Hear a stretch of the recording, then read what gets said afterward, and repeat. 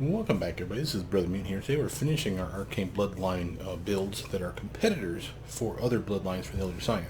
In this case, we're competing a build that will compete with the Celestial build. Now, we will not be able to get everything that they get. They get some spells that we just don't have access to, quite frankly. They also have a couple of feats or some skills, like some resistances as well as some fortitude saves versus poison, stuff that, again, we will not be able to compete with. But with spells, I think we'll be just fine. Now, I've made a Monk Eldritch Scion build. Started off with Eldritch Scion, but if I were to do this over again, I'd probably start with Monk, quite frankly. You have a better swing at level 1 for a Monk. And again, you'll get some potions that'll be useful. Mage armor potions, for instance.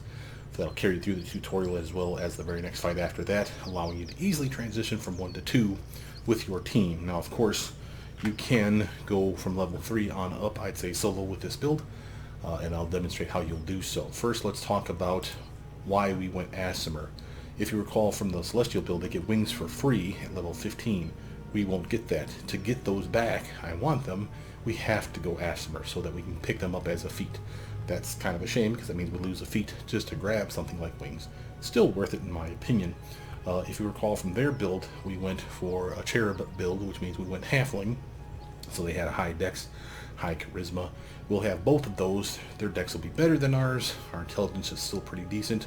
Because we went a generic Aasimar, we get a bonus to wisdom and charisma. You'll notice my wisdom bonus was penalized by me taking it down so I can get that extra dex and intelligence and the charisma up to 19 like I wanted. So that's still a thing. So that's a penalty to our will saves as well as some other stuff. Sadly, we'll not counter that with our pet familiar because I wanted to go a different route. I'll show you that here in a moment as well.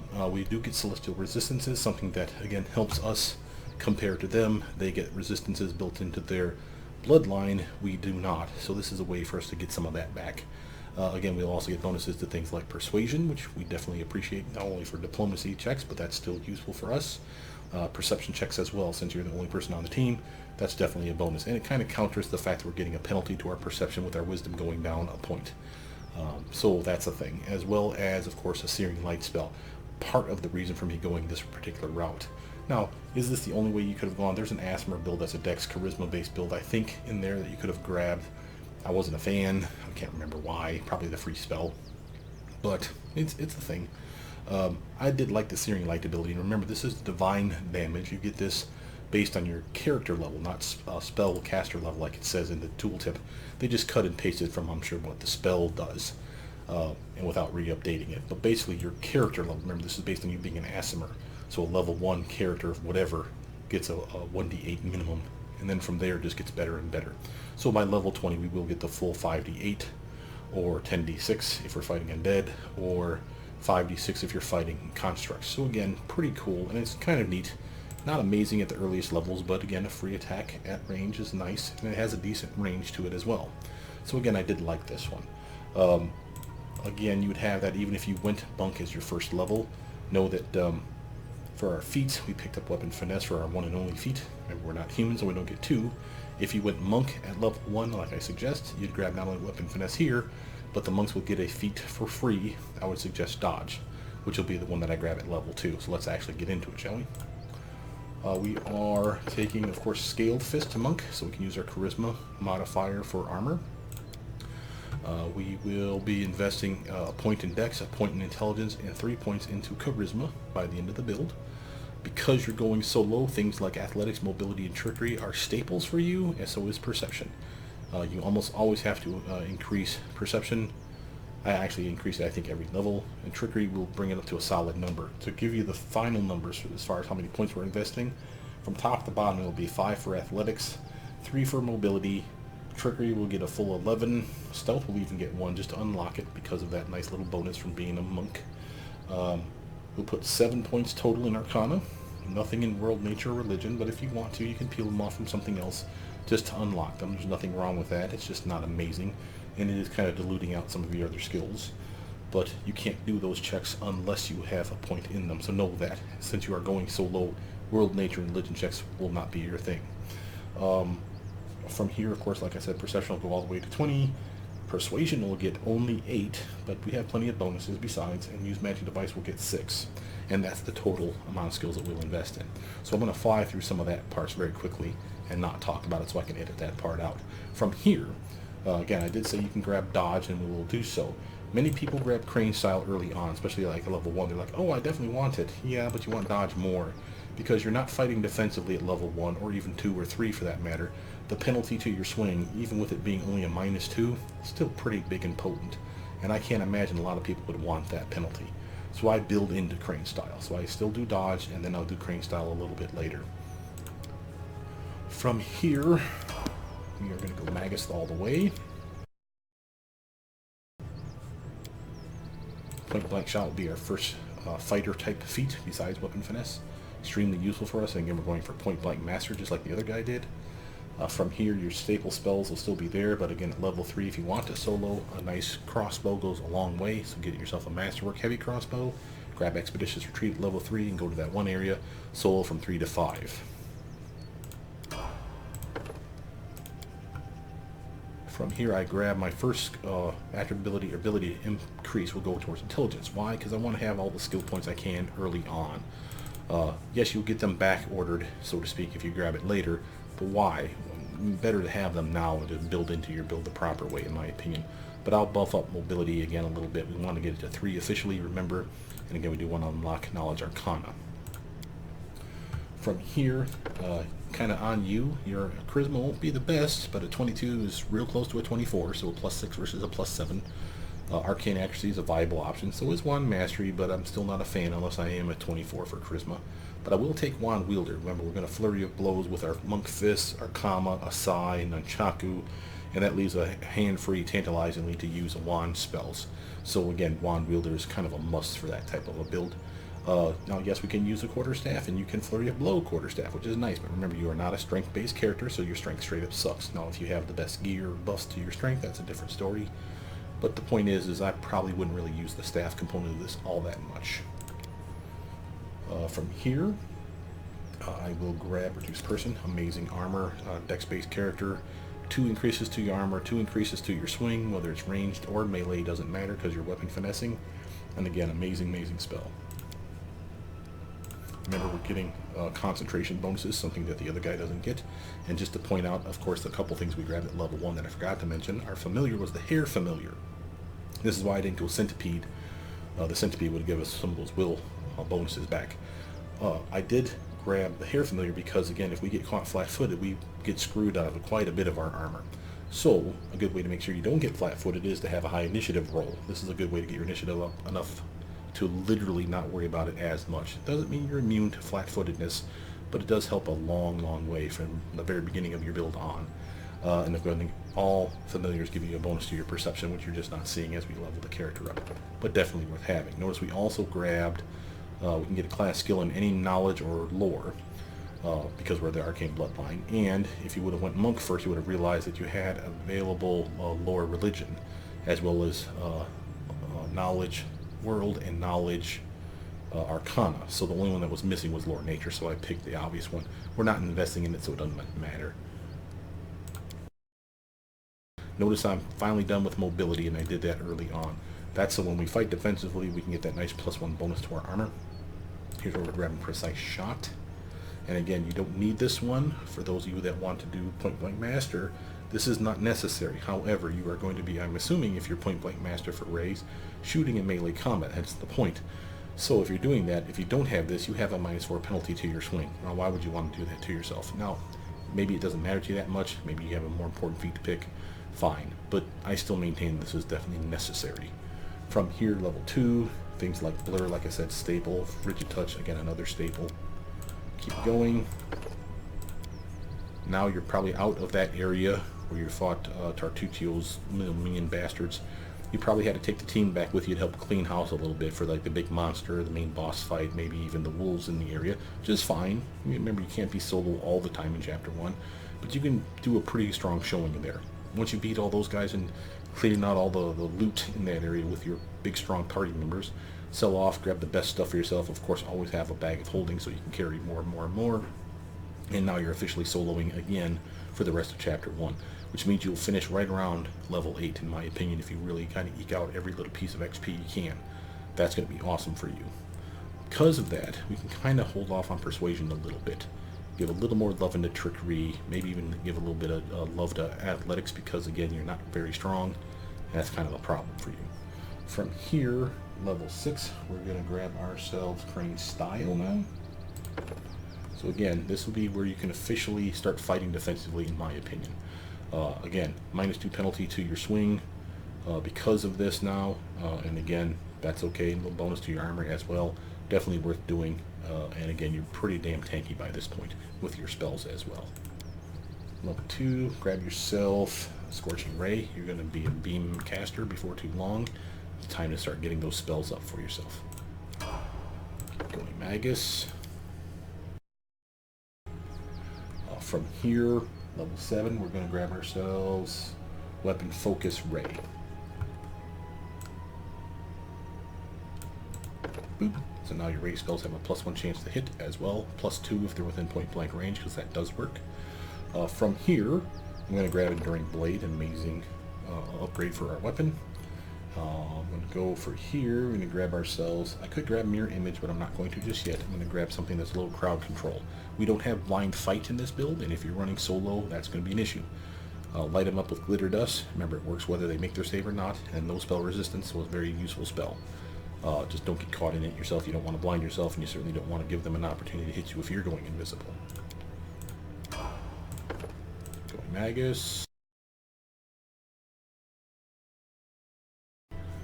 Level 1, we have Ray Spell Love, so now if you wanted to grab Snowball, you could. However, you're still not a point blank master yet. Feel free to grab something like Grease then for some crowd control. Amazing spell from start to finish, as you know.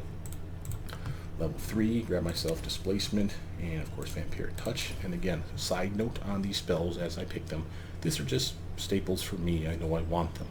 If you feel, again, you're fighting the Stag Lord at level 8, if you feel that you wanted Fireball or Lightning Bolt to make easy work of those bastards, maybe you even have immunity to poison somehow. You have found a scroll, several of Delayed Poison, let's say, and you can take Stinking Cloud into that area, poison the bastards that way, and be immune to the effect, go in and beat the shit out of them. Hey man, that's good tactics. Fireball the shit out of them. Again, switch out the spells that we're going to grab to make sense for the area that you're fighting in. So this is not, in any stretch of the imagination, the order you have to take them. Remember, we get Dispel Magic for free, something that no one else seems to get, and again, it's the best version in my opinion because we can use it to dispel AoE effects. Doesn't mean it'll work, but it is nice. From here, level 9, we're now picking up Crane Wing. Again, you are fighting defensively, so again, you get that really nice +4 dodge bonus. Now remember, that's going to fluctuate. If they get close to your armor by missing within that range of 4 or less, you lose that dodge bonus until the next turn. So again, suddenly you'll be like miss, miss, hit, hit. Why am I being hit? Because you just lost on 4 armor.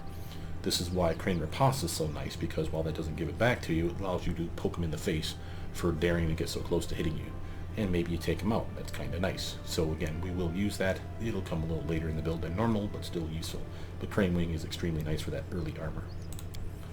Level 3, I'm going to grab myself Stinking Cloud for that same reason I just mentioned a moment ago. Remember, you don't have to stand in it. If you have Delay Poison or immunity to poison some other way with, like, say, a piece of gear, feel free to step in it and beat the crap out of the guys. Otherwise, use it to nerf the caster types. They'll have to leave the cloud. They can move when they're nauseous, they just can't attack or cast spells. So again, they have that little head hanging low and that nauseous look over their head. You'll know that they've been nerfed. Go over there and beat the crap out of them, and then focus on their friends. Really good tactic. Remember, now at level 9 for Magus, not 9 for our character. 9 for our Magus, we get another bonus to our concentration check and our first free spell. You know which one we're grabbing. We are grabbing Ghost Blade, and of course we're grabbing Sense of Vitals. Amazing spell. If they could get them at level 9 or 10, you know they would too. This is the reason that we actually will be better than, in my opinion, the Celestial build. This spell alone. The fact that we get 6 more spells just like them, and 2 more besides, is going to make us even better. But until this time, they felt more tanky. They had resist energy, protection from energy as free spell picks for them handed to them. So they are a lot more tanky than we are. We're catching up to them, and this will be a way to actually even the playing field for where we just, instead of good defense is the best offense kind of logic here. The faster we kill them, the less likely we have to worry about our protection. So really, really nice. From here, I'm going to grab Lightning Bolt. Again, if you're feeling Fireball, go for it. We're not going to have any elemental focus on our feat picks, so nothing's going to be better because of that. We are going to focus on evocation, but we're not going to get greater spell focus evocation, sadly.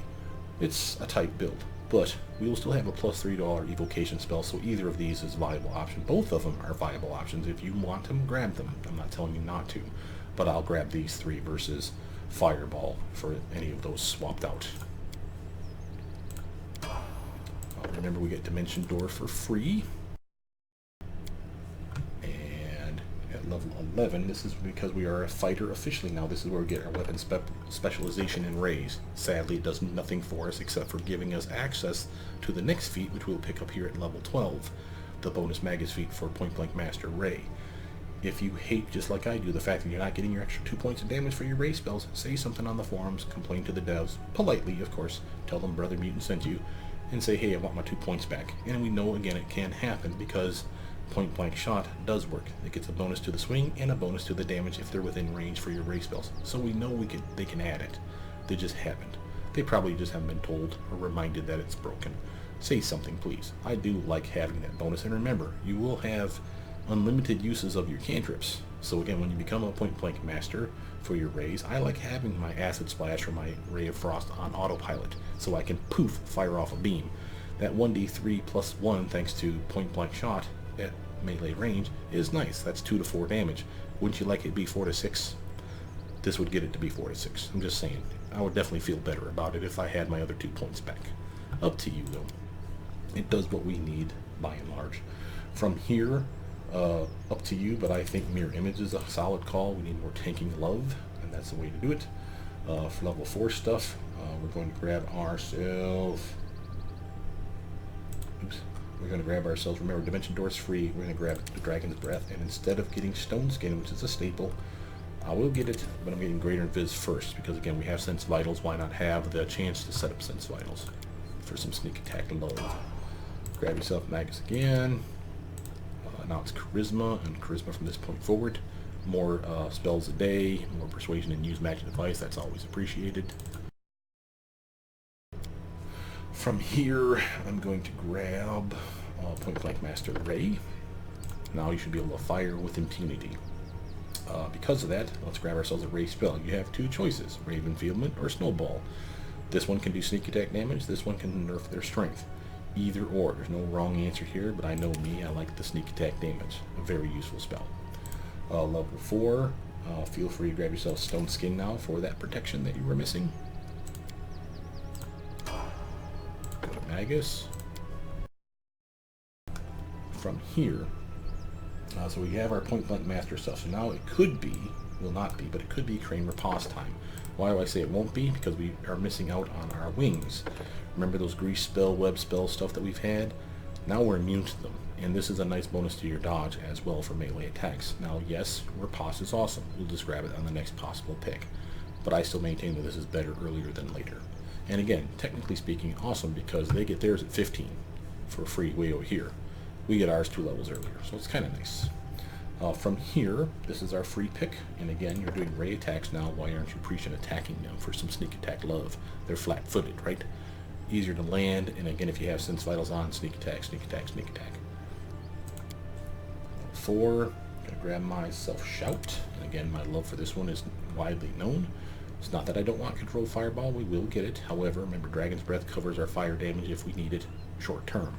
These ones both have no spell resistance, this one does.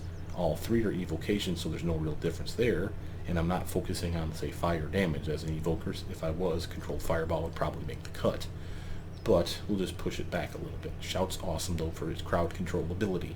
It's a Fortitude save versus a Reflex save versus a Reflex save, so again, there's some differences here. Keep going. Okay, we are now free spell time.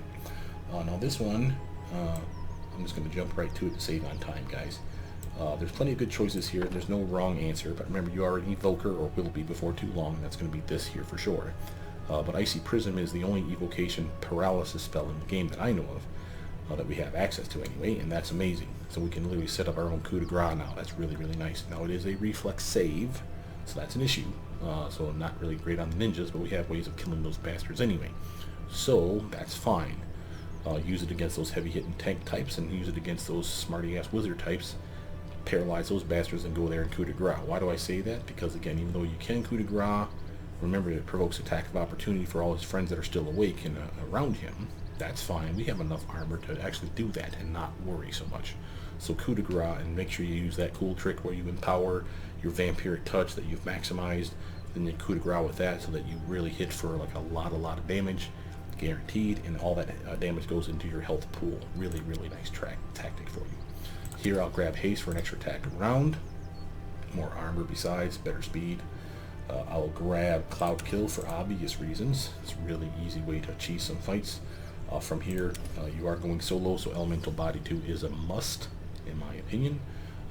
If you are interested, by the way, there is a Eldritch Arcana mod out there that, what I'm understanding from what I'm reading in the tooltips, if you have spells like this, if you have the they refer to it as the humanoid version. I don't even know what that means, but the humanoid forms in pen and paper, you are allowed to cast spells. If you get that mod and install it properly, from what I understand, you can cast spells with some, if not all, of these forms. That would be awesome. Makes me love these a lot better, but again, up to you. And they do last as a long buff, so you can understand the appeal for now for having something like Elemental Body 1, 2, 3, or 4. I still recommend 2 because it's the nice normal sized human version. I'll keep going.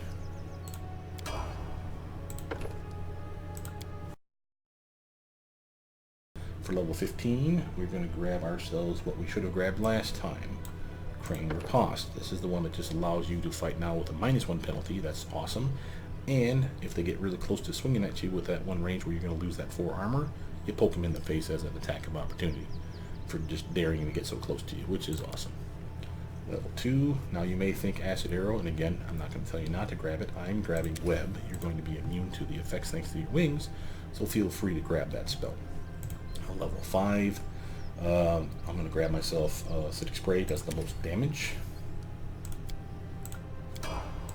Magus. More Charisma. Skip over here to School Power, grab Evocation. Now we have +2 to our Evocation spells. Bane Blade is our pick for our weapon upgrade. Our free spell pick, I'm going to grab Cone of Cold over Fire Snake. Why? Because I don't have a team, so I don't have to be careful. We already have a beam spell that does really good damage, and again, both are evocations, so it doesn't matter as far as that's concerned. It's easier for me to line up the cone, so I'll grab that. I will grab Fire Snake before we're done, though. Keep going, Magus. From here, level 17, now we're grabbing our one and only Meta Magic, which is very late in the build, but again, choices are Reach, in my opinion. Extend is awesome. Remember, Reach spell works beautifully for not only your beam spells that you already had, which many don't have DC checks to, but so what? Why not shoot them farther? And you have more castings of the same types of awesome spells that you know you love. And B, our melee touch attacks, remember our Shocking Grasp, our Frigid Touch, and our Vampire Touch can be turned into ray spells this way as well. So again, bonus to your swing, bonus to the damage if they're within point blank range. A lot of real good reasons to want Meta Magic Reach. I'm not grabbing it. You may say, okay, go extend several buffs that you're going to have. You're running solo. Why not have your Sense Vitals double duration? Same with Greater Invis, a viable option. I happen to know that Meta Magic Rods for extend are reasonably cheap.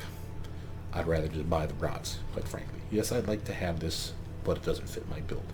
I'd rather do damage. We are an Evoker after all, and why not take spells that are 1 through 4 and turn them into a 3 through 6 and have them do uber damage. So I like that idea. So we're going in power. Level 4, time to grab that controlled fireball. Level 6, now we're going to grab, of course, Hellfire Ray and another evocation spell in Sirocco. This is where we get our free next spell.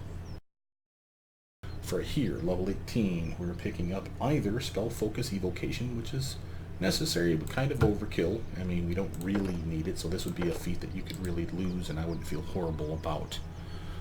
But if you don't want that one, we are missing out on some weapon damage drastically. We don't have Arcane Strike and we don't have Piranha Strike, so here's your chance to get one of those. I recommend Piranha Strike. It does more damage and again, you will enjoy having it.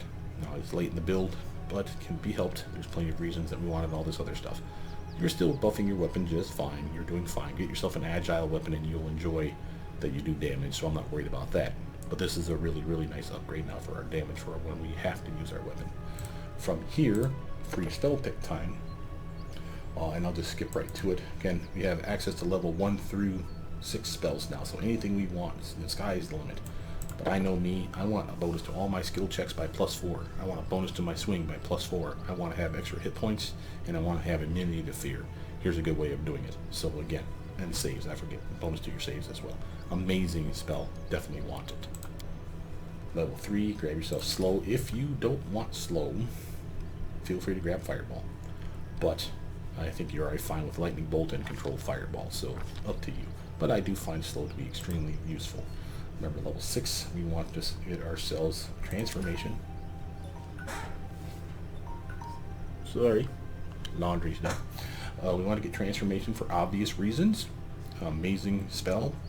Last spell you should have in your list, quite frankly. So when you are down to your last level 6 spell and you're still trapped and you still have to kill some stuff or lose the fight and go to an earlier save point, you transform and beat the shit out of them. Amazing, amazing, amazing spell. You will love using it at the very end. Don't use it too early, but definitely useful for getting out of a fight. Magus.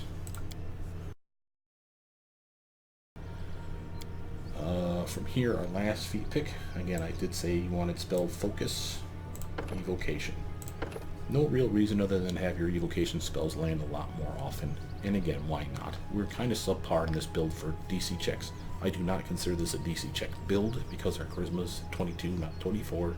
We didn't grab greater spell focus evocation or whatever spell focus we wanted, and we didn't grab any elemental focuses for that matter either. If I want evocation, like I said, it would be spell focus and greater spell focus evocation, school of power evocation, and then an elemental focus, greater elemental focus of either the fire or cold subtype.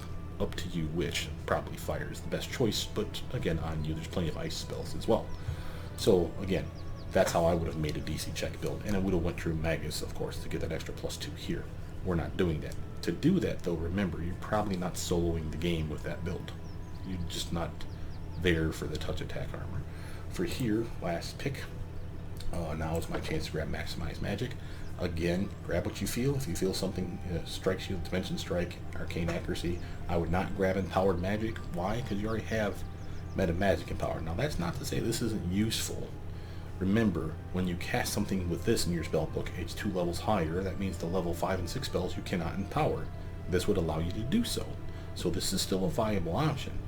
I just know me, I'd rather have it do maximum damage versus 50% potential more damage. Again, up to you. But I like this, and again, it synergizes beautifully with my empowered spells, so that I can guarantee they do 50% more damage and be maximum 50% more damage. That's pretty sweet. Level 6. I'm going to grab myself a Chain Lightning. Now, last level, we are finished with this one. Last point, Charisma, bonus to our checks, bonus to our armor, as well as a bonus to Persuasion and Use Magic Device. Perception's up.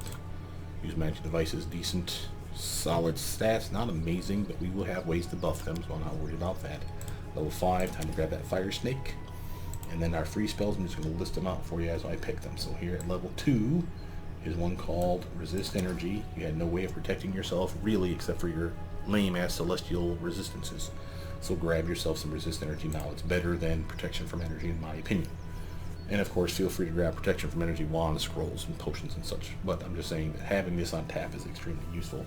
From there, we're going to grab a Ray spell at level 3.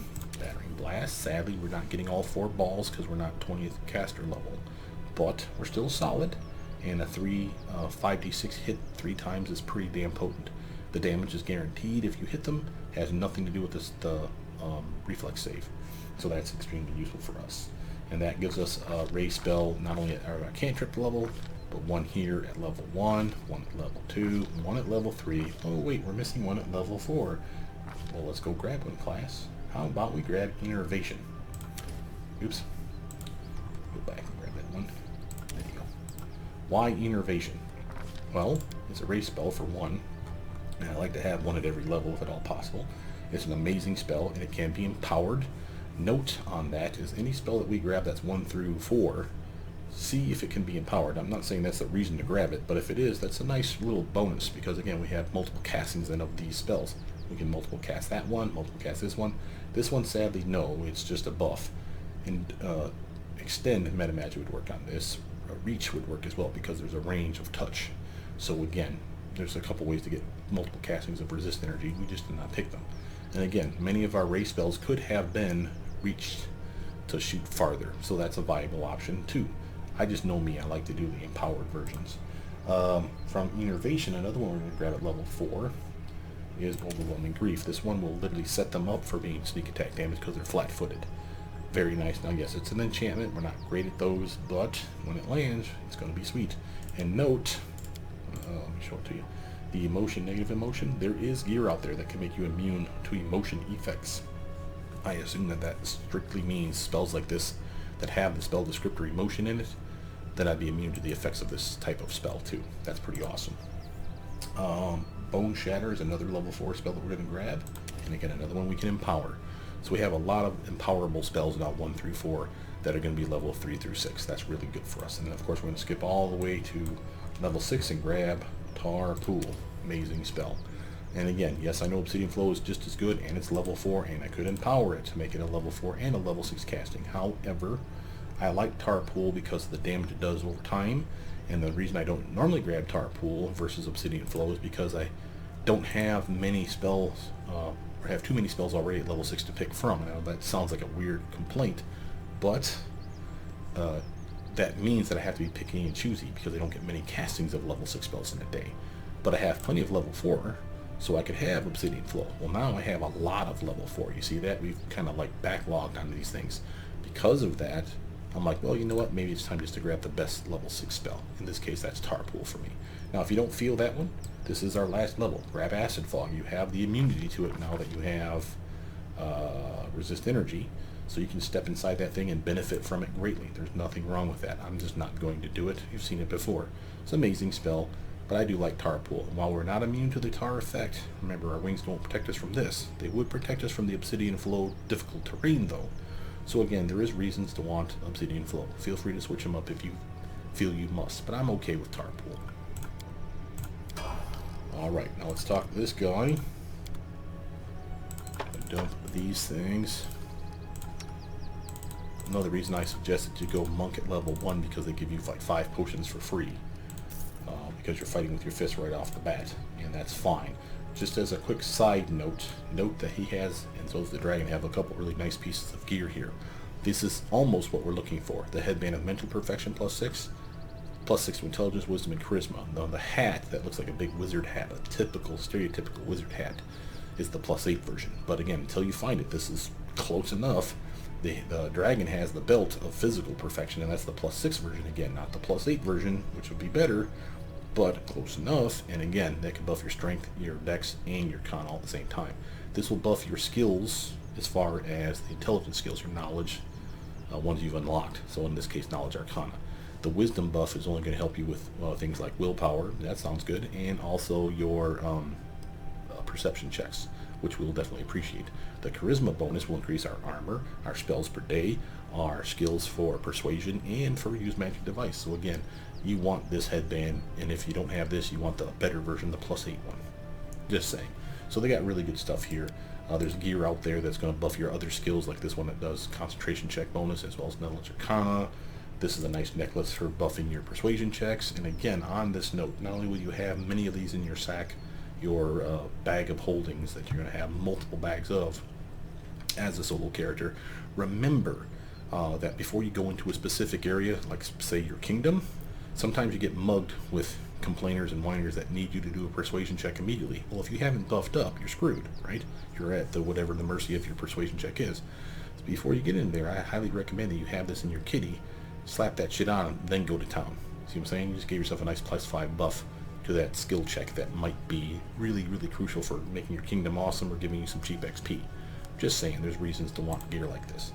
And there's other things to talk about, like, you know, just because I'm going to grab a comma doesn't mean, you know, monk weapon, doesn't mean you can't grab your kukri, your rapier, your other finessable weapons. Remember, as long as you can equip it, you can use it. So that's on you. This is a really nice version because it has the highest crit range. But again, I get an extra attack if I hit with my fists, or if I use a monk weapon like a kama, a sai, nunchaku, or in my case, I guess you could have done a quarterstaff. But, yeah, I'm grabbing the kama. Quarterstaff is only because we have wand wielder / staff wielding, but remember, you don't have enough strength to wield it proper. If you had that better strength belt on, then that's a different story. Let's go over here and rest up super quick, and then we'll go buy a couple things from the dragon as well as show you his gear. Thank you. I'm there. Now over here, we are going to first buy some supplies. And the supplies that you want to grab are the potions that, as a monk, they would have given you 2 of these for free. You also want to grab yourself, whenever you can, at least a couple of these scrolls of delay poison, since you're running solo at level 3 on up. Those are going to be amazing for you to be able to step into your own spells. If we look at the gear, here's the belt we're talking about. It's the +6 version, not the +8 version, but again, stronger carrying capacity, better damage if you're using something like a quarterstaff, something that's not weapon finessable, better dex, better damage if you have an agile weapon, better armor, better reflex saves, you know, all kinds of good stuff here. Constitution, more hit points, better fortitude saves. So again, you want this belt or the +8 version, obviously, when it strolls up. Get the natural armor amulets. Here's a ring I was talking about earlier for some of those that protect you from emotion effects. When I found this earlier today while making this video, I'm like, holy hell, that's one of those things I was talking about. So nice. Can only be used by a neutral character, neutral on some axis. In my case, I'm lawful neutral, so that's perfect for me. And it's a ring of protection +4, basically. That's what the +4 deflection means. That's pretty nice. Deflection doesn't stack, but I think the highest I've ever seen was a +5, maybe a +6 ring. So again, that's still pretty damn good, and I like being immune to the emotion effect stuff, so that's pretty awesome. Obviously, bag of holdings are your bread and butter. You're going to need those. Grab the cheap ones, obviously, first. There's one that you can get in Chapter 1, buying it, of course, and then another one you can buy in Chapter 2 reasonably early, so long as you suck up to the vendor. Highly recommend you do so. And when you finally get able to buy and afford the bag of holding, yes, it's 10 times as much to get only twice the carrying capacity of these other ones. These are 100 pounds, the other one holds 200 pounds. You will get it though, because having all 3 bags, they stack, and you will have an extra 400 pounds of crap you can carry. That's potions, wands, gear, armor. You remember, just because we don't use armor as a monk doesn't mean you can't put on a piece of plate mail if it helps you in this particular fight. Just saying, there's plenty of reasons. Grab your wands, grab your meta magic rods, all that fun jazz, and make sure that you're stockpiled up. Don't go crazy when it comes to buying potions and their the stuff I was just talking about, the scroll of delay poison, because A, you're going to burn up your money for no good reason. They last for long buffs anyway, so I would literally buy, you know, like a handful, 3 or 4 or 5, and you can afford it, and then just keep it to those. Why? Because every time you go out, every time you find a big map, like in here, a big floor, you can buff up with a mage armor potion and a delay poison scroll. Whether you're going to use it or not, as far as the poison is concerned, who's to say? But I know I'd rather have it on me than not, you know what I mean? So it's one of those where it's probably better to have the protection. Now, if you get jumped, literally like you're sleeping in the middle of the night or whatever, you're crossing the overland map on your way back to Oleg's, or from Oleg's to wherever you're going next, and they surprise you. Would I use them then? Probably not. Yeah, it's a nice armor bumps, maybe the mage armor potion, but not the delay poison, unless you really feel like you need to use it. That's you wasting your scroll for a quick and dirty fight that you're probably going to be done within like 3 or 4 rounds really anyway. So, on you, but I don't like to waste them. I'd almost rather just go to an earlier save point, quite frankly. From here, let's get our buffs in order. Where is our... There it is. I want Bane, Brilliant Energy, Speed, and Keen, and Fire. Alright, and from there, I want to have Maximize Magic. I don't ever seem to use the Stunning Fist. If you feel like you can or like it, feel free to put it in your list, but I've never been a fan Normally what I do for those ones is I go out of my way to grab a dragon build, so dragon style, dragon ferocity, dragon roar, because then the roar will actually use your stunning fist to do damage. So that's a way for me to use it. And just as a reminder, if you're a little familiar, it doesn't have to be on, but I'll turn them on just so you can see them. There's your little hair buddy. But remember, even with them off, you're still getting your +4 initiative bonus and a +2 perception. Definitely worth having. We'll put my staple buffs over here, so shield, expeditious retreat, reduce person, and blur. Now remember, because you went monk one level before most anything, if not at level 1, these will not show up, all of them will not show up until level 5 now, at the earliest. So as soon as you can get them, grab them and use them, in my opinion. Obviously kiting with just expeditious retreat with a nice crossbow early on is definitely useful. I'll even put in the staple buffs of resist energy, sense vitals, obviously greater invis, and where's the other one? Elemental body 2, and greater heroism is solid, and so is transformation. Okay. From there, I'm not going to put in all your attacks, but I will put in the beam attacks from low to high. And you may wonder why I'm putting 2 of those in there. I'll explain in a moment.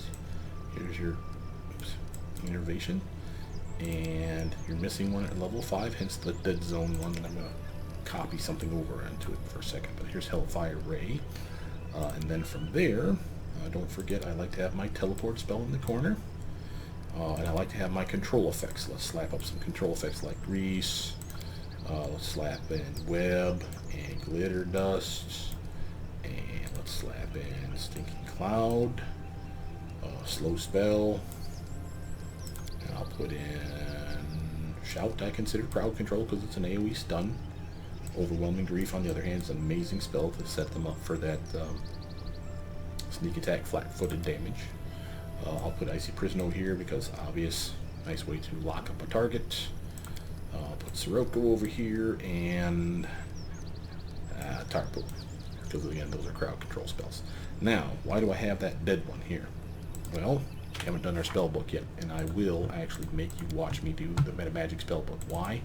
Because you want to see why I went empowered, I'm sure. So here's all the spells that we're going to upgrade. Most are damage spells, and many don't have a DC check, so who cares? Well, I care, because I'd rather do more damage than not. Again, if you're running solo, do you really want to know that your magic missile is really hitting hard? I know I do, so empower that shit. So there's a reason for wanting to do this.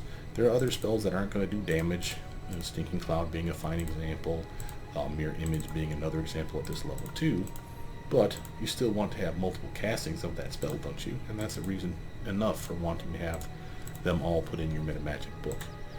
From here, remember, you are caster level 19, so with like Vampiric Touch, when we're used to doing an empowered, maximize, guaranteed crit with a coup de grace version, doing 180 points of damage, giving you 180 extra health to play with for an hour, you won't get that much because you're caster level 19, not 20.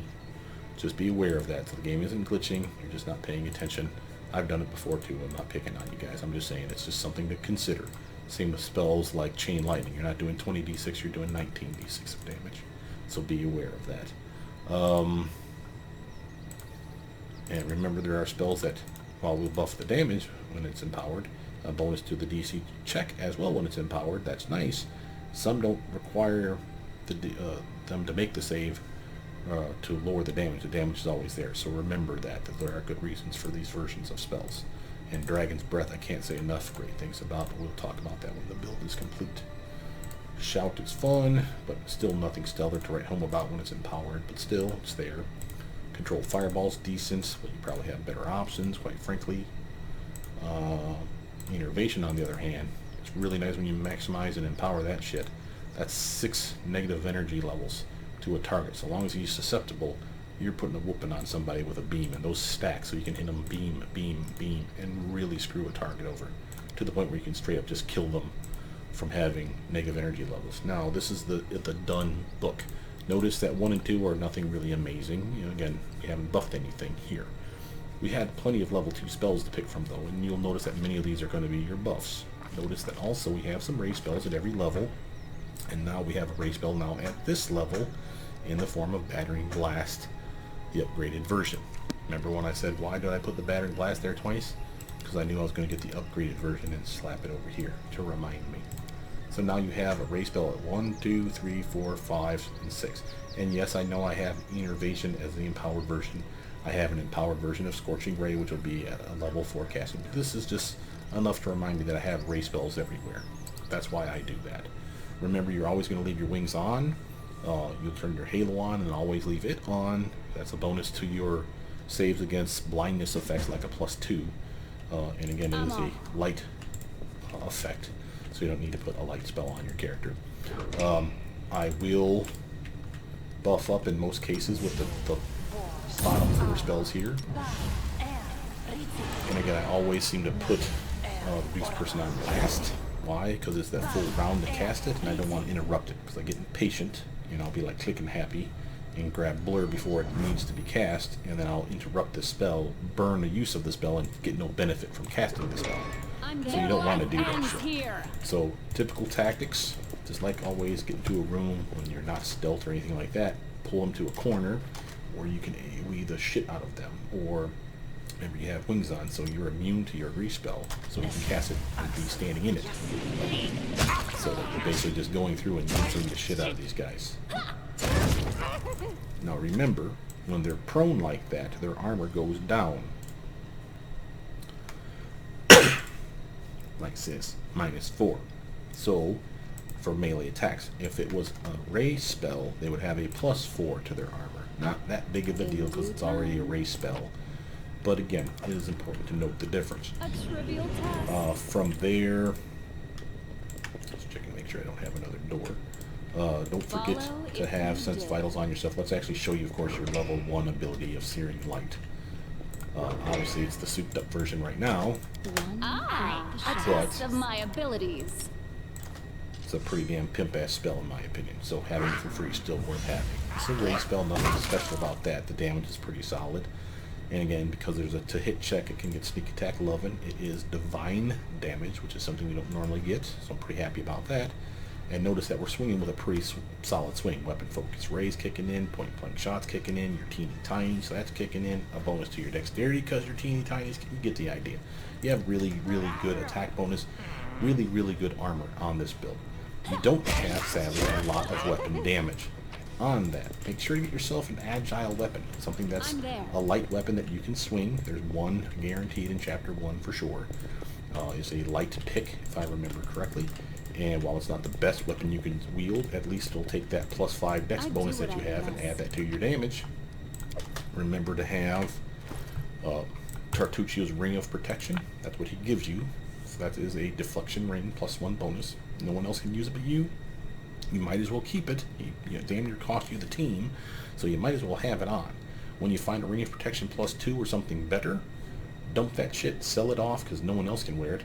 Sell it to Oleg if he's stupid enough to buy it, and then put the +2 ring on and only go up from there.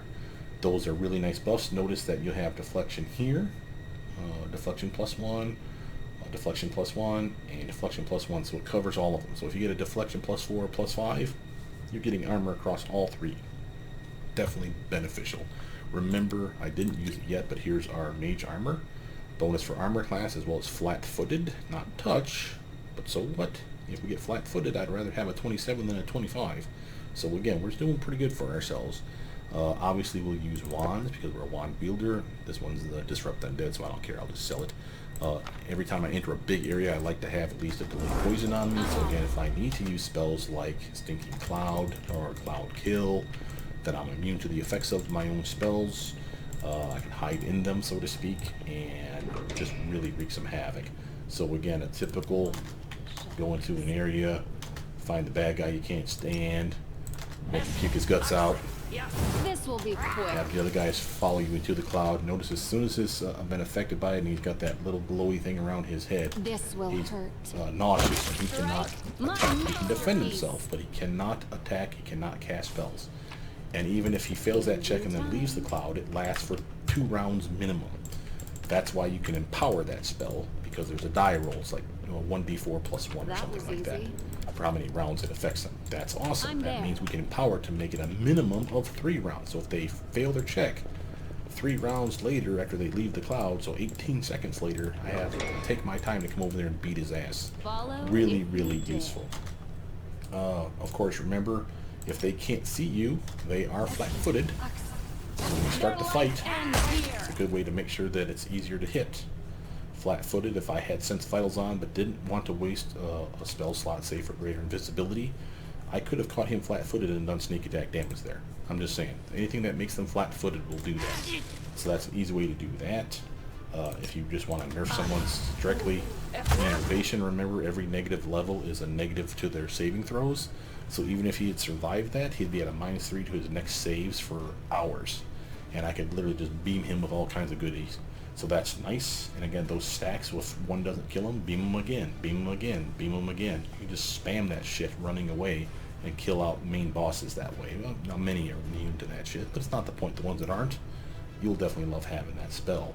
Of course, don't forget your multiple attack spells. Each has an attack roll, and therefore each can do sneak attack damage. Now, obviously, there's no sneak attack here because we didn't set it up. I do what I must. I don't have Sense Vitals on. But once I do, then I can really put a whooping on a target for 5d6 of damage. This is when it comes to traps and mobility, athletics type checks and stuff. Make sure you save ahead of time. So scum save the shit out of this stuff. So get used to pressing F5 and F8. F5 is the quick save, and F8 is the go back to the last save point. So if you fail it, see if you can pass it. If you just roll badly, just keep doing it until you pass it. I know it sucks, but it's worth doing if you're going to solo. If you can't pass it, there's no one to pass it on to. Remember, you're running solo. So either A, look into your spell list to see if you have something like, I don't know, greater heroism to buff your skill check. Will that be enough to put you up and over the top that allows you to make the check eventually? As long as you can do it on a natural 20, you're fine. But again, who wants to fight for that shit? That's annoying. So I'd rather hit it on an 18, 19, or 20, and then I feel pretty good about myself. If that's not your thing, maybe you have that heroism wand or potion handy. You have Cat's Grace if it's a trickery check, obviously dex-based check. Something that buffs your dexterity will go a long way. Remember, reduced person buffs your dexterity +2. It's not much, but it's helpful. Know which ones are buffed by other things. So if it's an athletics check, obviously you want to grab yourself strength-based skills or gear, spells or gear, excuse me. Know when it's like, I'm never going to make this check, and I'm probably not going to have enough skill to make this check ever in these early levels, so I'm just going to say, you know what, screw it, and just straight up pass on making that check. Don't trigger the trap. That's just dumb. There's no reason to trigger the trap. If you can circumvent it, we can teleport, you can run around them many times, come back later. If you're never going to make the check, then I guess you have no choice. If you want to see what's behind that trap to the treasure behind it, then again, you have no choice. That sucks. But highly recommend that you think of creative ways to make those checks eventually. A test of my abilities. Remember our spells that soften them up, minus to their dexterity, minus to their attacks, minus to their reflex saves as a result of all that. Also a penalty for them doing a concentration check so that they can cast spells if they're a caster. Let's see if I can shit them with the... no, I want to... sorry, I'm thinking of a reflex save spell that I can use. Lightning bolt. Boom. Now remember, a reflex save, their dexterity guarantee was not +1, it was +3. So literally he got hit because, easier to get hit, excuse me, because his dexterity went down. So again, penalize his reflex save, which is just as good as raising my DC check as far as I'm concerned. Why is the DC check 22? It's a level 3 spell. We have 6, not 7. 6 for our bonus for charisma, so 10 and 3 is 13, plus 6 is 19. Where did the other 3 come from? Spell focus evocation and the school power evocation, which is the +2. We don't have the toggle to turn on because we did the monk dip. It's okay, it sucks, but it's what it is. I still maintain this is a solid build. Now, how does this build compare to the Celestial build? Well, the Celestial build was tankier up front. Remember, he got resist energy and protection from energy for free at levels like 5 and 7. He had a couple other things that made him awesome. That big fire column spell that he has is something we just can't mimic. But, you know, we still have fireball, controlled fireball, dragon's breath, stuff that he had too, sure, but again, that spell wasn't that amazing. And while he had some bonuses to like fortitude saves for poison, that would have been nice. Don't kid yourself. I would have loved having that. It's not necessary, and I'd rather just make sure I'm immune than making sure that I'm resistant. You know, it could still land and it could still screw you in a fight. So I'd rather have the delayed poison or immunity to a poison's effect on me, and that's fine. Now let's actually get back to selling some stuff, just to show you a couple pieces of gear that we just acquired that's important for you. One of which is a necklace called the necklace, or amulet, excuse me, of Agile Fists. Now there's an amulet of Agile Fists +1, +2, all the way up to at least a +5 in the game. This is the generic cheap version. Notice all it really does is it doesn't do squat for you right now because you're using a weapon. The minute you switch to unarmed strikes, notice my damage jump. Boom. Where did that come from? My dex bonus. That's why it did that. I want to make sure I have my wands as well. And we're going to sell that one off. So that's extremely useful for you because, again, now we can do unarmed strikes early on where we're getting that dex bonus for damage. It's the equivalent of being a strength-based character now. So, again, extremely helpful. If you can find one, or if Oleg can sell you one, it should be something you'd want to invest in. It's reasonably cheap. It's not great. Obviously, you're not grabbing the +1, +5 versions anytime soon. The +1 version is like 16 grand. Right there. Yeah. That would be nice to have. Remember, that's a +1 to the swing and +1 to your damage for your fists only. Having said that, remember we tested this in another build. This is the one that you can buff those up. They stack with your weapon enhancement because the necklace isn't a weapon. It's a weapon enhancement, which stacks with this one. So I can have the best necklace, the Amulet of Agile Fist +5. Use my fist. I'm getting a +5 to my swing over here and a +5 to my damage. So this could be 20, 20, 15, 10, and I could have a 17 here instead of a 12. Having said that, if I click this, then I can add another 5 to these and another 5 here. So instead of a +5, they're +10 now, guys. That's a 25, 25, 20, 15 swing as far as our attack bonus, and then a 22 minimum damage, not counting the 1d6 or whatever punching damage. So 22 minimum damage for punch to the face, and that's 4 times in a combat round. 5 if I use haste, 6 if I use haste and then transform, use my transformation spell where I'm a fighter because I get a better base attack bonus. That jumps these numbers up through the goddamn roof, and then I get, like I said, another attack, and then I'll do more damage because my strength, my dex, and my con all went up. You get the idea. You're going to do some whooping damage.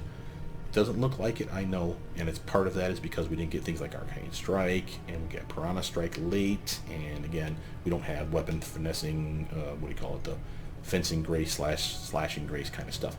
This is the equivalent of that, though. That's why you have to get a necklace like this. Do you have to only wear this all the time? No. When you need to get a good weapon going, say you want to do some ghostly smack into the face, switch to the Kama, or switch to a kukri or a rapier, whatever you want to do. Switch this necklace out because this is useless now to something like the Amulet of Natural Armor +5. Give yourself even more armor. I would. So again, you're going to have a kitty of stuff to pick up. I'm just going back here to buy some more potions / delay poison scrolls, so we can go another level or 2 down. But again, whenever you go back to Oleg's or wherever you're buying stuff, I highly recommend that you check to see if you have, a few of these. Normally, like I said, I try to have 5 and 5. Early on, maybe not. 2 and 2 is good enough, but when you finally have the money to splurge, 5 of each of these. Delay poison scroll or potions, if they even sell them. And mage armor potions are amazing. Obviously, a mage armor wand with 50 charges would be ideal, because that's 50 times I can just go poof, I have, +4 armor. That's amazing. You definitely want something like that. But again, it's pricey, so I can see you wanting to save your cash. But grab the scrolls for the time being, or the potions for the time being. Stockpile them when they drop them off, and you get them for free in the different pieces of treasure that you find. Nothing wrong with that. Definitely feel that this build is better than the Celestial build. Why do I say that? Again, the other guy was tougher early on, but we rapidly catch up and we start passing him on damage like crazy, like always, because of the sense vitals at level 9, or in our case, level 10. So that's a thing. We have plenty of armor. We're still fine there. The other guy, he had some better armor too. Remember, he had better dex.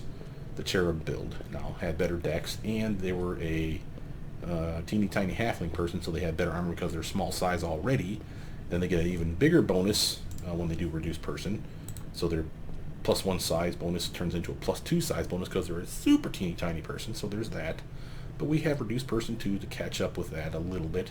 And they did get like probably cautious fighter because they were halfling. Remember, there's a feat that they can grab only for halflings that gives them another +2 to their dodge when they're fighting defensively. So again, they had all kinds of ways to have better armor than you.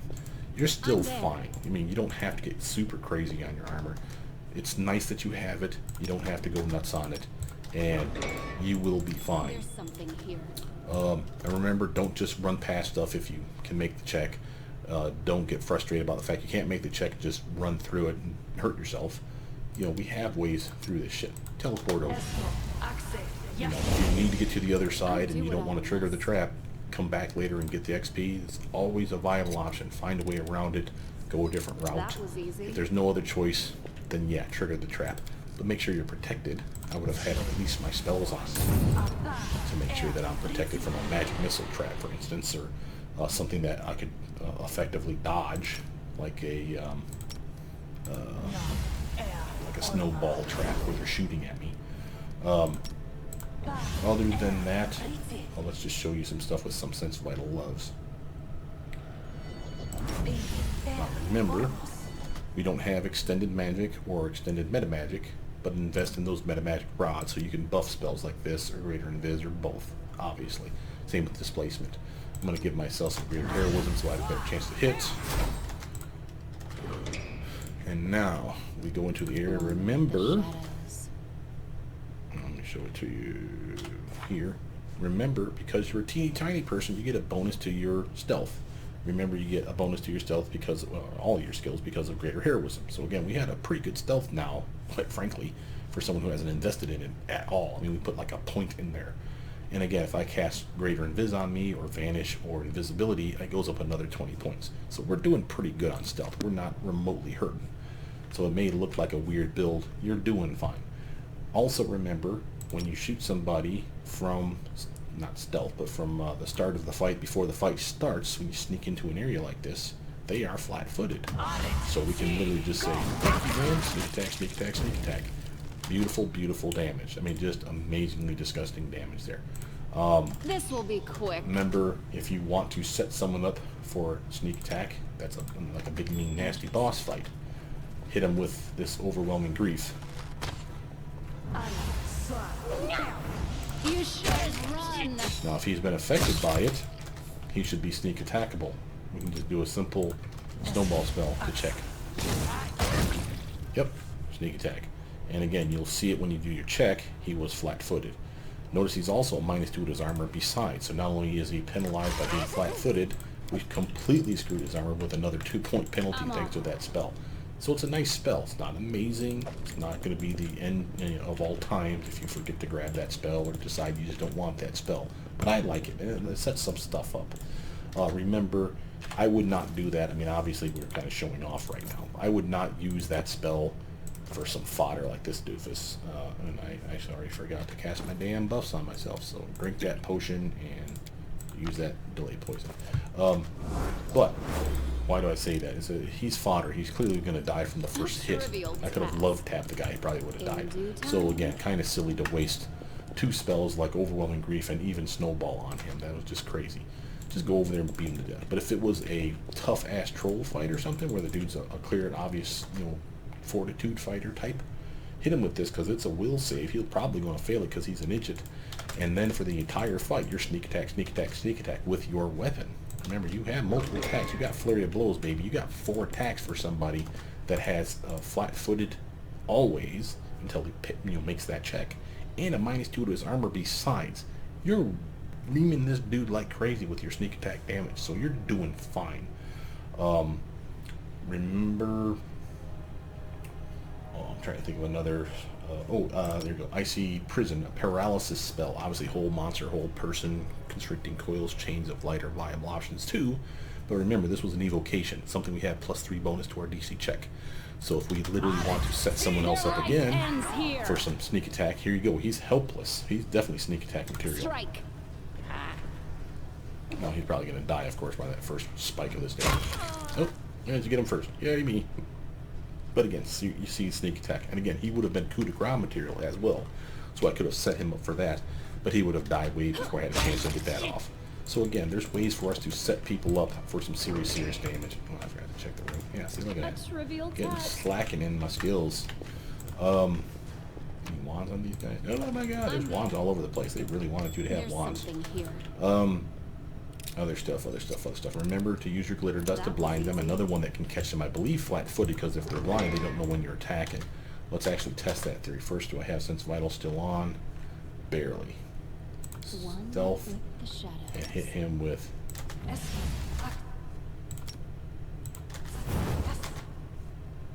Saving throw failed. Let's see if that works. I think it does.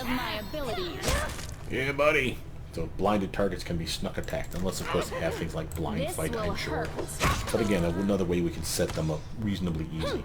Yes, that's a penalty to dex. That's not the same as being flat-footed. So don't think that web spells are going to allow you to sneak attack. We have all kinds of control spells. Know when the best time to literally like run to a corner, so they have to follow you, and you literally like slap down tar pool, Sirocco, web, grease, you know, whatever. Know which spells you're immune to. Remember, you're not immune to the effects of tar pool, not the initial spike of damage, as well as not the fire damage after and the sticky effect. For some reason, your wings don't work against tar pool. I don't understand why. It clearly works against Obsidian Flow, but whatever. It's something that you just need to know and remember. That's also why I like to have my teleport spell here. Remember, though, we don't have immunity to concentration checks anymore. We didn't go True Magus, so that's something to worry about. Not too worried, and we'll get a +8 to our DC check, or excuse me, our concentration check, but it's still one of those where it could interfere with your plans. So don't think you're gonna get stuck into the tar pool like this and go, oh hell, I can just get out.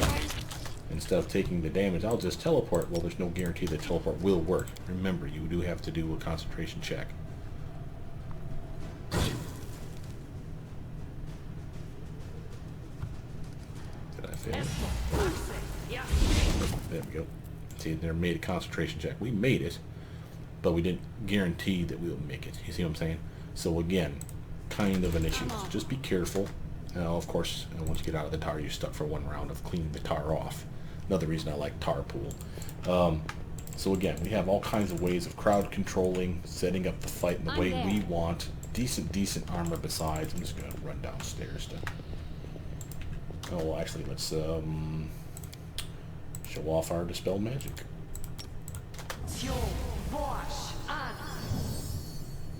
Fails to dispel. Try again.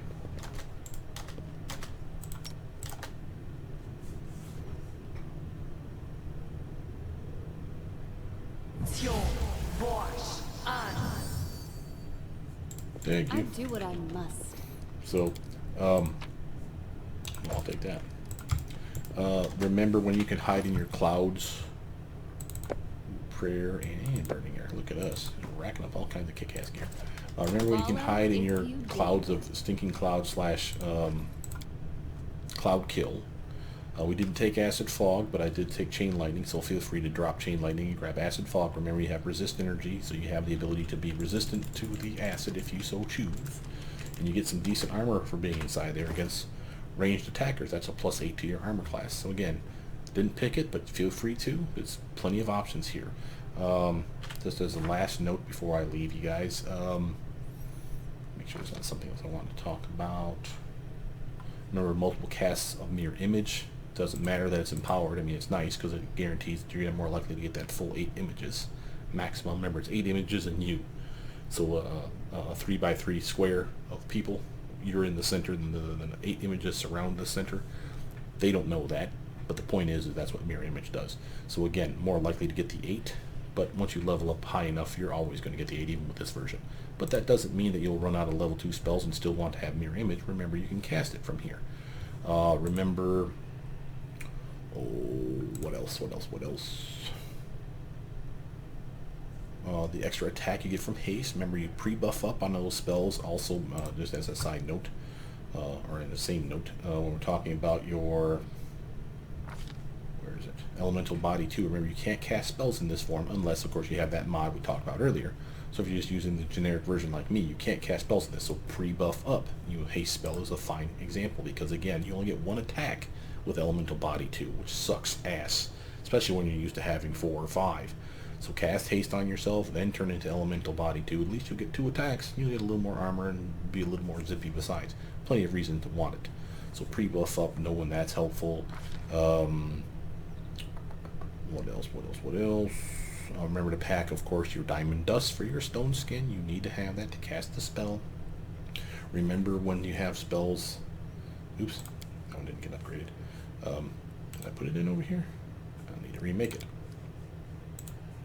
I did that one wrong. There we go. There we go. There we go. Now it's rare. Yay, Bone Shatter. Okay, that's better. Remember though, when you can set someone up for fatigue effects, exhaustion effects, Bone Shatter stacks beautifully. Then with something like Sirocco, remember the second hit takes them from fatigue to exhausted. If they're already fatigued for some other reason, like, oh, I don't know, you hit them with Bone Shatter and they made their fortitude save so that at the very least they're still fatigued, then they're inside your Sirocco. Sirocco hits them, now their fatigue jumps to exhausted. That's a really nice debuff for you against them. -6 to the strength, -6 to their dex, -2 to their reflexes. Knocks them down. A really, really nice combo. Other stuff. Remember, Innervation floors their saves by however many levels you take away, and they stack. So even if you get bad rolls and get a -1, -1, -1 back to back to back, so what? You still lowered his reflexes, or all his saves, excuse me, by 3. That's nice. That's still helpful. That means other stuff is going to land. Remember our love for coup de grace with Icy Prison. So you can get yourself that guaranteed crit with those really, really hard-hitting weapons that you're going to carry. Also, don't forget reasons to love things like Empowered Dragon's Breath over Chain Lightning. Chain Lightning has spell resistance. Dragon's Breath does not. So again, electric versus electric. This does 19d6 of damage. This one, and it's teammate friendly, bounces through all the targets. If you can't line them up beautifully, again, I understand wanting to use Chain Lightning. If they're in a nice hallway coming down straight at you, Dragon's Breath electric attack as a straight beam is a pretty solid beam. Just saying, 18d6 of damage is pretty good, and no spell resistance besides. It's a evocation spell just like this one, so we're getting our bonus to evocation anyway, and it's empowered, so we're getting another +1 to the DC check. It's still subpar to this one. Remember, this one's a level 4 spell, this is a level 6 spell. This is a level 4 +1 because of it being empowered, so it's technically like a level 5 spell. This is still a level 6 spell though, so the DC check on this will be better than this one. Again, differences, but again, which do you prefer? And again, there's fire in here, there's acid in here, there's cold in here. We have lots and lots of combos just from this one alone at level 6. That's why I like the empowered version. Tarpool sets them up nicely. Remember to knock them down. When they're prone, it's harder for them to get out of it. Remember, -4 penalty to break free from the tar. So again, stuff that knocks them prone. Well, let's see. We have a grease spell. We have our battering blast. Well, let's work our way through the list. We have grease spell that will knock them prone for sure, assuming they fail the check. We have battering blast, which knocks them back / bull rush attempt. That should knock them down in the tar, and therefore, poof, they fall down in the mess. From there, I don't think we have anything else. Oh, no, I take it back. We have Sirocco, knocks them prone. So remember, we have lots of ways to knocking them down so they get stuck in that tar pool. And remember, that's 2d6 of damage every round after that first 10d6 of damage. Well, in our case, 9d6, because remember, we're only caster level 19. But 9d6 of damage at first, and then 2d6 of fire every round thereafter.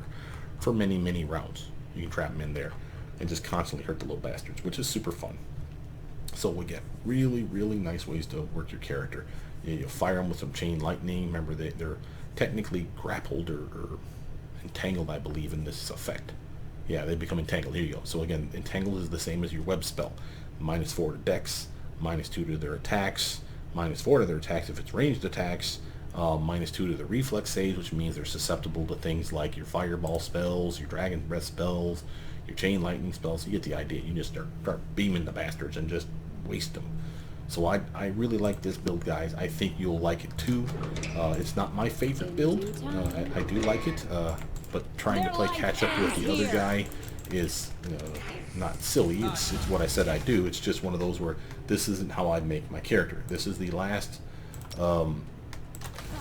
Arcane Bloodline build I'm going to make for you guys that's a competitor. Now that doesn't mean this is my last Arcane Bloodline build for you guys. What does that mean? Well, I am going to make you two more builds, at least, for Arcane Bloodline. And you're not going to be competing with anybody, and therefore I can do whatever the hell I want. Well, which two am I going to do? Well, I'm going to do the Flavor of the Month one. That's the Evoker / Fire Elemental Focus build. Why?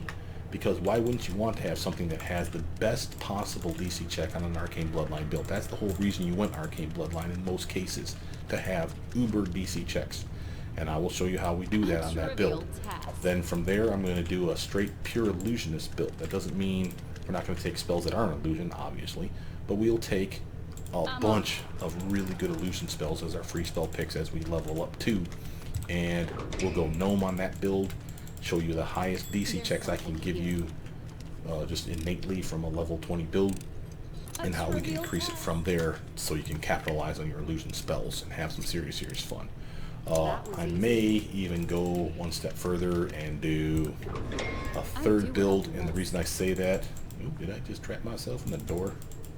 I have never done that before. Can I teleport? Teleport!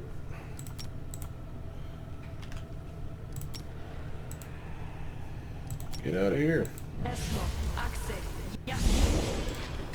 Jackass. I may do one more third build. Why? Because the two builds I just talked about will be purist builds, which means true Magus all the way. Why? Because I want the toggle. The +2 toggle is amazeballs, and it's something that you just can't pass up. Having said that, there's reasons to want, as you've seen with this build, a way to go solo as an Arcane Bloodline where you have that one level of monk dip. I can do that and enjoy it. I will show you what I do for my version of it. That's not to say it'll be completely different from this, but it'll be different enough that I think you'll like it. With that, though, that's all I wanted to say. My name is Brothermutant. Please like, subscribe, comment down below. Tell me what you guys think. I'll see you guys soon. Bye now.